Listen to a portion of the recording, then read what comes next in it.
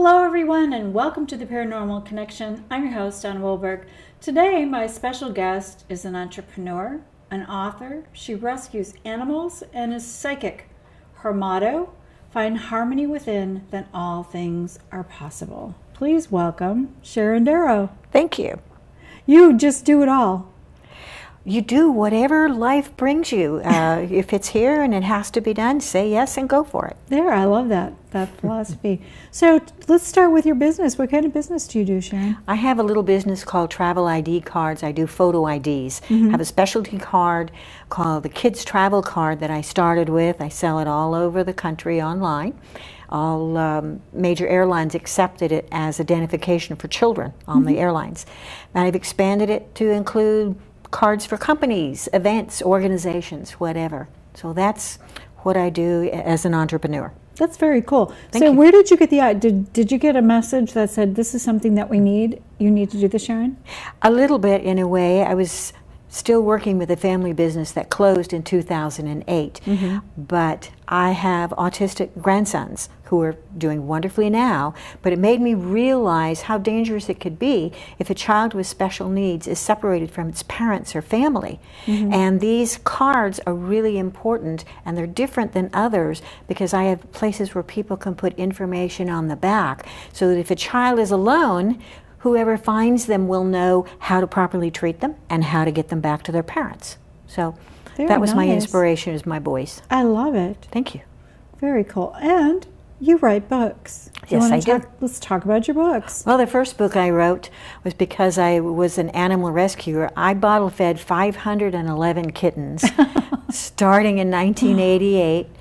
And after so many years, more than 20 years, sleep deprivation really begins to take a toll. Because a newborn kitten has to be cared for every 2 hours, round the clock. And to do that and still run a business and work all day takes a toll. And when I decided I had to stop, I had accumulated information that was needed. So I wrote the book, which is now used as a training manual for rescue groups all over this country and the United Kingdom. Isn't that wonderful? And I didn't know how to write, but I knew my subject matter, and even though the first effort was pretty poor, it still filled a need, and it's improved since then. So. That's fabulous. Thank you. And what a calling. Not everybody can do that. Not everybody does do that. No, when I was a kid, I always wanted to be a vet. That was my plan forever. I was accepted at Davis, and just before I entered as a freshman, I met a boy. Yeah, it's not a new story, I know. Yes. Instead of waiting 4 years, we married the following March. So that dream went out the window. My parents weren't really pleased, but that's the way it happened. But I still, through the kittens, ended up making a significant contribution to the welfare of animals. So things happen the way they're supposed to. Absolutely. And sometimes, you have to lay the groundwork. Yes. To follow that path, those stones, so to speak. So, okay, now you've written a memoir, yes, which is kind of segueing into what the show is all about, the Paranormal Connection. When I started with the business and networking with people, because I had to promote it, I would share stories and anecdotes to illustrate points with people, and they loved my stories. So I decided, in fact, I was really compelled, I have to put these stories down. So I started writing some, and then I had the quandary. I do a lot of very weird things. My own mother introduces me as, this is my oldest daughter. We love her to death, but sometimes she scares the crap out of us, but she's a really nice person. And it was scary, though, to share a lot of the things I do. I didn't want to turn people off or talking about some of the kinds of things I've done. But I realized that's a part of me. That's who I am, and it's important. So I put in all the stories about talking to animals and clearing houses of ghosts and communicating with the dead and a lot of these crazy things that I've done. And the response has been very positive because it's helped people understand that's just normal things that most of us can do if we just are quiet and listen to the gifts that God gave us. I love that. And you also feel that there's no coincidences. So all the things that you've experienced and that you're surrounded with, you know, everything's meant to be. So talk a little bit about that. That is so true. In fact, one of the stories that I share, because I think the good Lord protects us sometimes, even if we're headed the wrong direction. I had a funny little mole on my arm, which looked very odd, and I'd look at it and think, gee, I ought to have that checked, but I was too busy, so I didn't. And then one day, my husband and I were driving, and there'd been just a little bit of rain, just enough to make the streets wet, and we were rear-ended by a van belonging to the Ramada Inn. Well, it was just an accident, but the next day my neck was stiff, and the Kaiser advice nurse said, you have to come in. Well, I just happened to go in with this short sleeve blouse. I just happened to have the blood pressure on my left arm. The nurse just happened to be moonlighting from dermatology, and she told the doctor it was a second-stage melanoma. And the doctor said if I hadn't been hit on any of those other conditions, hadn't been there, I would have been dead within the year and missed my grandkids and everything. Yeah. So the good Lord had to work it up so I get hit. Wake up. Yes. And here I still am. Oh. And that was certainly not a coincidence. Yeah. Yeah, I love those stories. And that's one of many different kinds of stories that I share. So let's talk about your ghost experience, Sharon. How did that come about, and what's that like for you? It's wonderful. It's absolutely wonderful. One of the things that I learned early is that I don't know what I can do. I don't call myself a specialist in any particular ability, but I trust that if I put my ego aside and if God sends something there where something needed, I'm just going to trust that I'll be given whatever skill is needed. That's it. And one of the first experiences I had when I didn't know how to do anything, I love cemeteries. I know that sounds weird, but I do. No, it doesn't. I love them. And I decided to meditate in the old Elk Grove Cemetery one day. And this was back late 70s, early 80s, long time ago.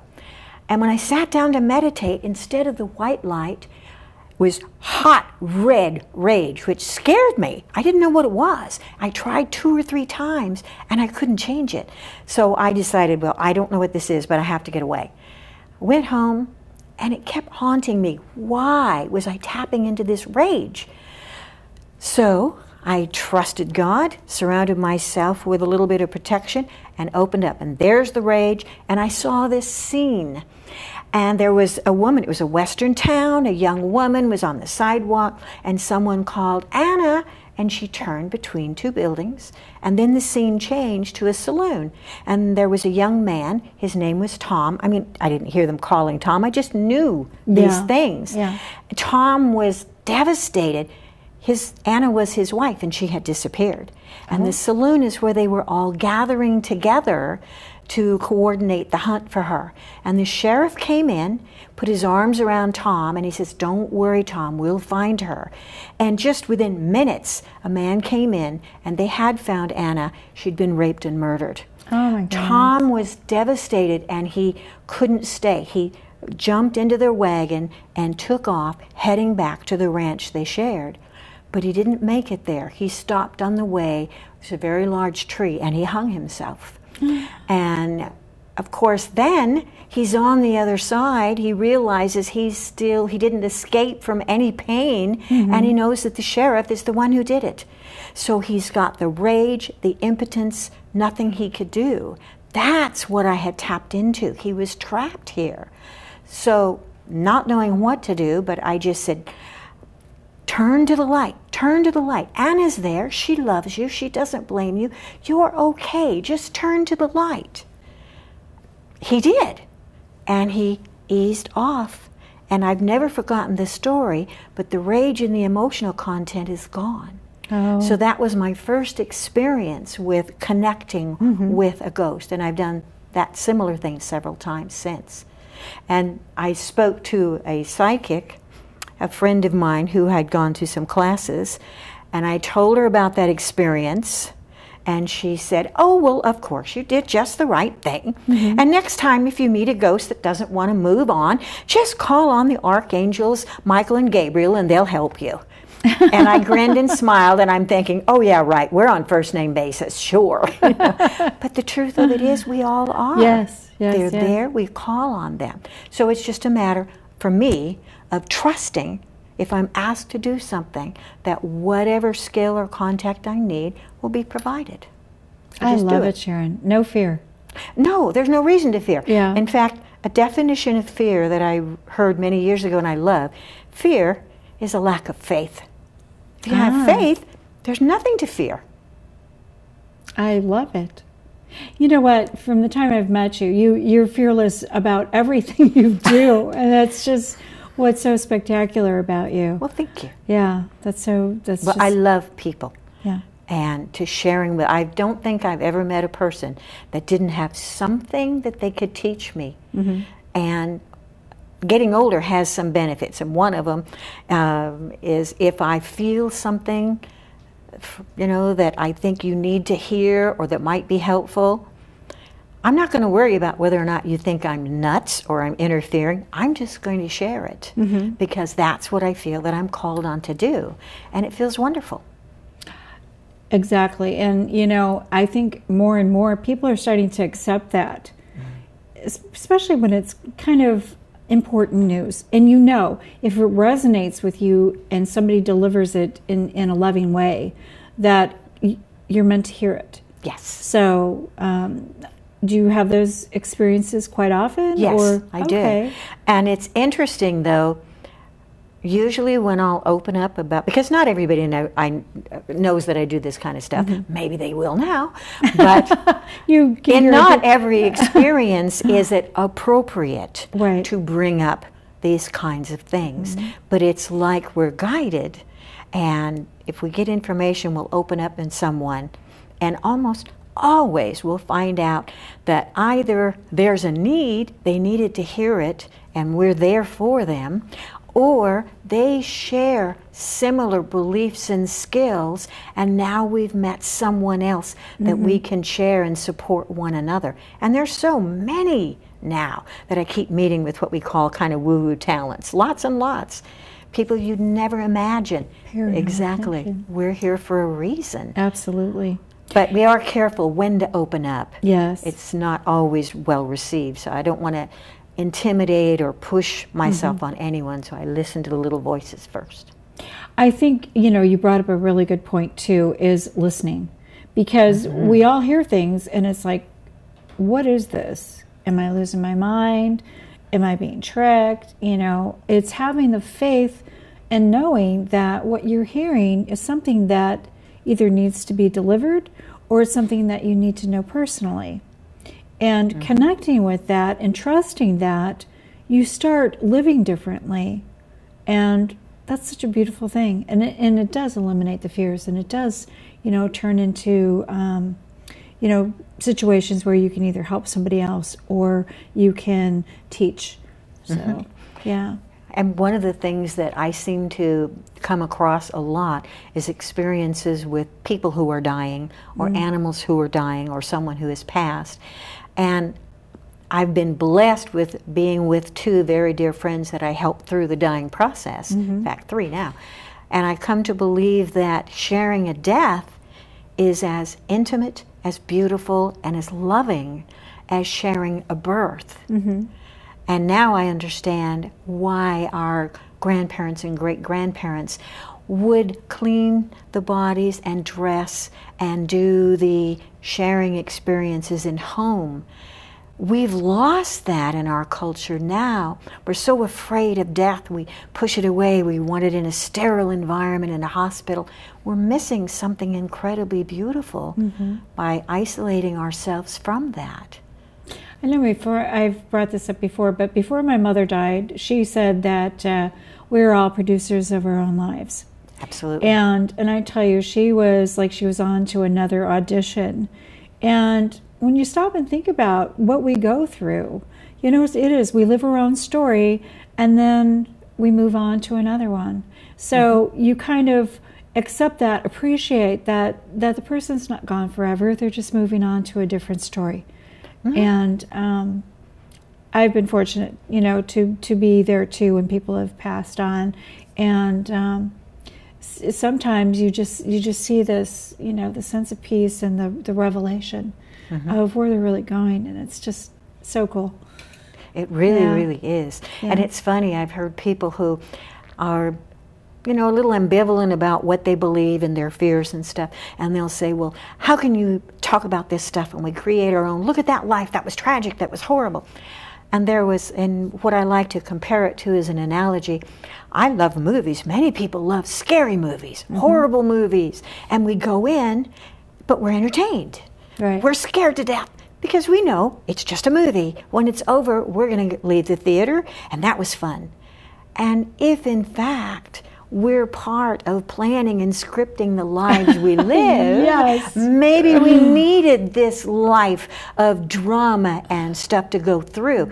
Perhaps a lesson for us, perhaps a lesson for those we are with. And we know that when that dramatic life with the difficult things is over, we're not done. We step through the door and go, wow, I'm glad that's done, but that was fun. Yeah. You know what? Donald Moss said he's an agent, New York agent, literary agent, and he said conflict creates change.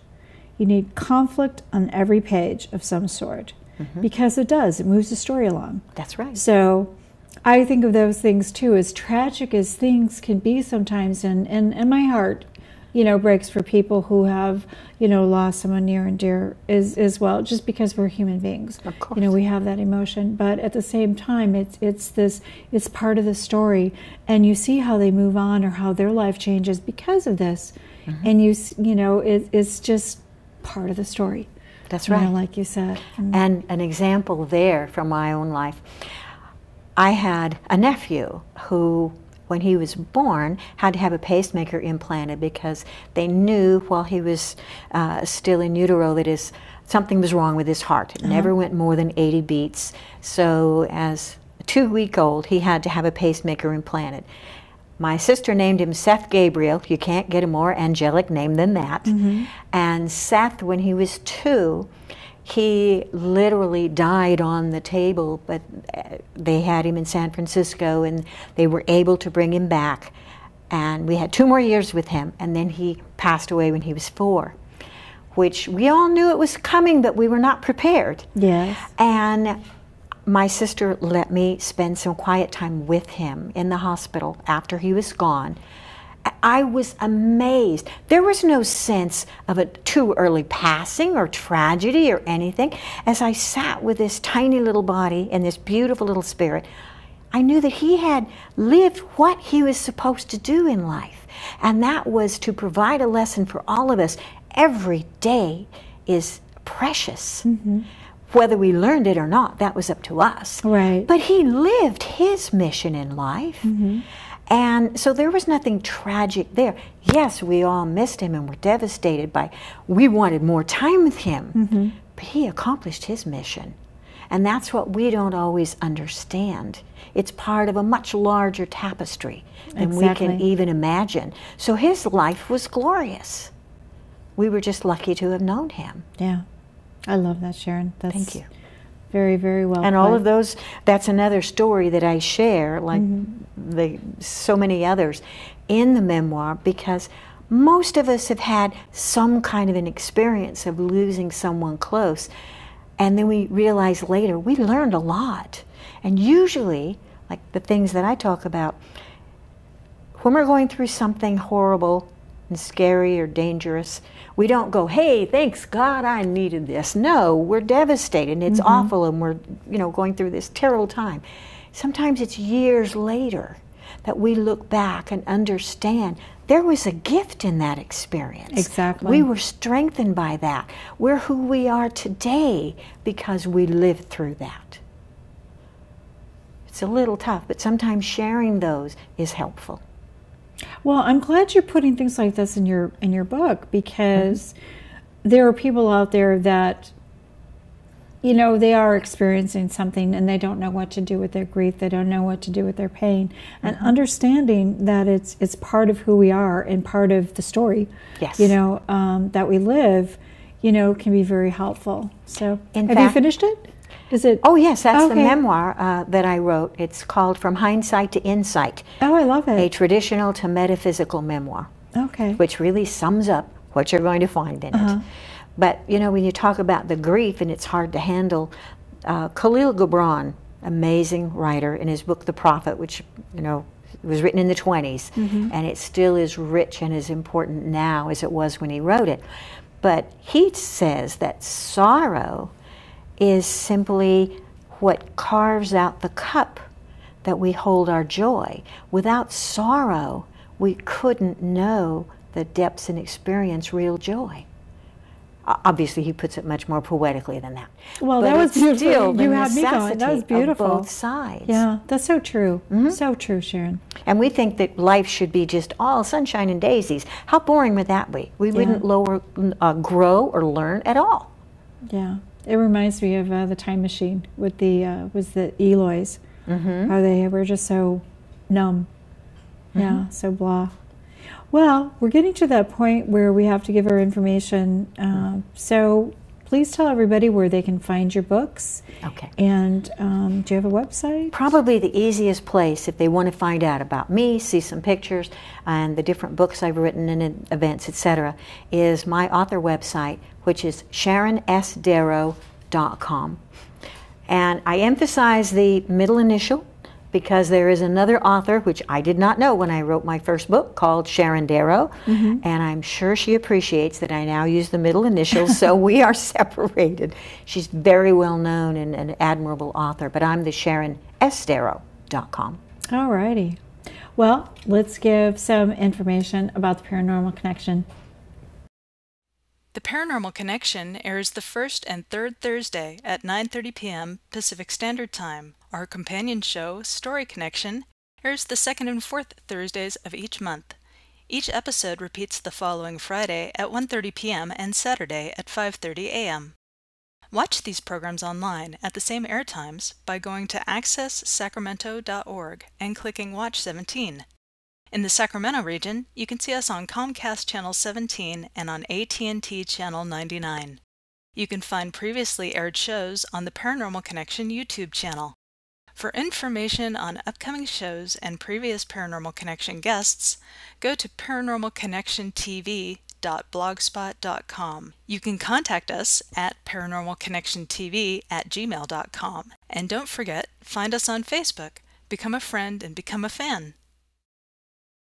Sharon, we just have a couple minutes left, but I did want to mention that you are the president of the Northern California Publishers and Authors. Yes. Yes, wonderful group. And anyone who is an author or has a story inside or is a publisher, if they want to get their feet wet and meet other authors, this is a great organization to check out and come.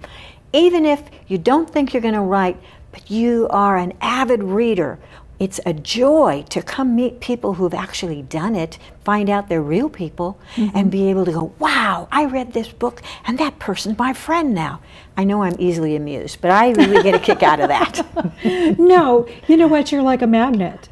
You are. Thank you. And seeing, knowing you a little bit better now and seeing you in this position, it's like this is the perfect position for you because you're drawing the light to you. That's what I'm supposed to Yes, do. and It's taken all this time for me to get to this point in my life to finally start being able to do what I know this lifetime is about, and that's to be in harmony within myself, reflect that, and perhaps help other people find it within themselves as well. Well, you certainly are a joy, and I Thank feel you. very privileged to know you. You're just Thank you delightful. very much. So, everybody, I hope you go to Sharon's website and check out her books. Your memoir, it sounds lovely. Thank you. And I'm going to have to do that as well because I want to hear all those stories. I want to share them with other Good. people. It sounds like that type of a gift. It's a gift that you gave. Thank So, you very much. Yeah, for those who want to receive it. So, With that, I also want to thank my fabulous crew for coming out and volunteering their time today, because without them, we just can't do the show. That's right. And that would be Rick and Laura and Ted and Don and Laureen, and Tony was here earlier, and they're just so absolutely special. So I thank them from the bottom of my heart. And also, I write romantic suspense novels. Please check them out. My website is www.dannawilberg.com, and you can find out more information about the show, about the films that I've worked on, and all of my guests are linked. There's blogs. The link to the blog is there, so you can find out more about people like Sharon Darrow and some of our other guests. So we have a minute or two left. Do you have any parting words for our audience? Oh, just that you're a marvelous interviewer, and I really believe for people who are looking in the mirror and worrying about gray or wrinkles, I earned every one of mine, and honest to goodness, the older you get, the better life gets. Every single day is a joy, and that's what we should think of when we get up in the morning. Oh, I love it. Thank you so much. It's very inspirational. And you're always smiling, too. It's like Thank you. when you're around Sharon, just your cheeks go up. Just do it automatically, which I absolutely love.